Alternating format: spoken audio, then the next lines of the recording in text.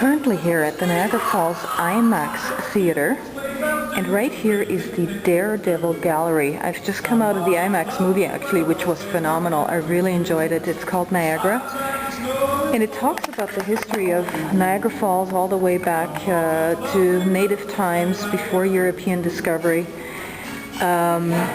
You know, to the various daredevils, Annie Taylor, who went over the falls actually in a barrel in 1901, which I will show you shortly. But here are some of the vessels that people have used to go over the falls. This guy, Dave Munday, took this particular barrel over the falls in 1985, and he became trapped in an eddy for 90 minutes, was rescued, and was the 8th person to survive a trip over the falls.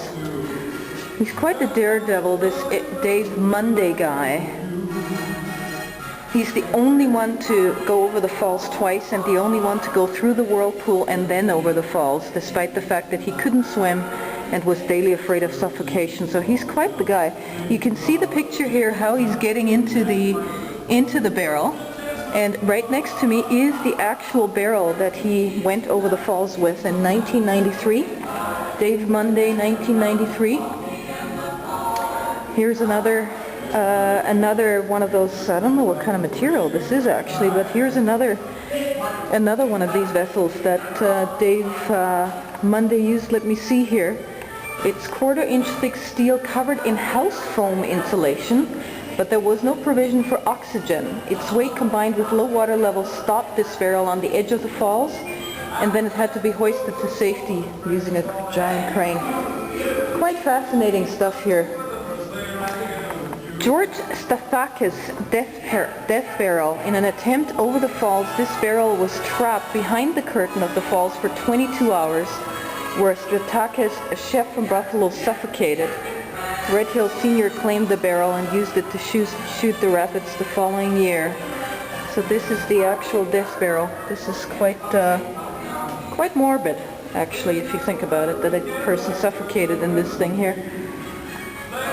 Here's another barrel. Let me check that out.